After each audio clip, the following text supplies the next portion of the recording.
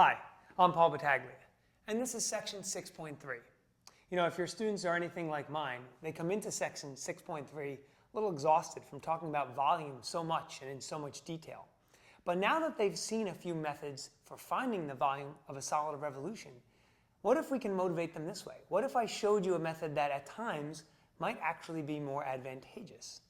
So the essential question we would like students to be able to answer at the end of section 6.3 is, how do I use this shell method for finding the volume of a solid of revolution?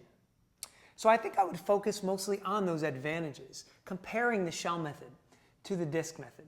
And specifically, I might mention two advantages. First off, the shell method can be particularly useful when it's difficult to express one variable in terms of another.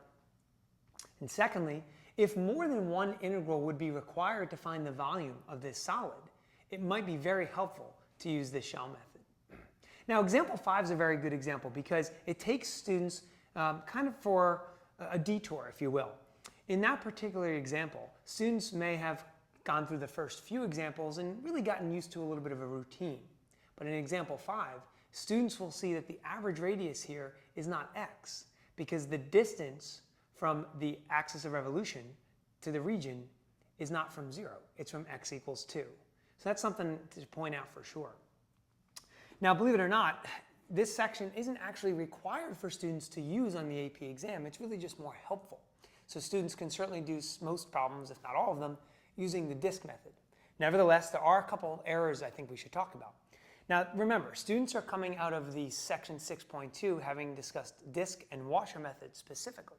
So they're used to placing a pi on the outside of their setup in their integral. So you could probably anticipate where I'm going here.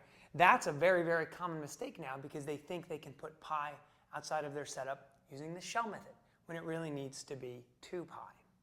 The other big issue I see from students is really a problem with, should my integrand be in terms of x or y? So what I would do visually is try and show them a couple representative rectangles. If the rectangle we're drawing in the region is parallel to the x-axis, students are going to want to put their integrand in terms of x, but point them in the direction of the width of the rectangle.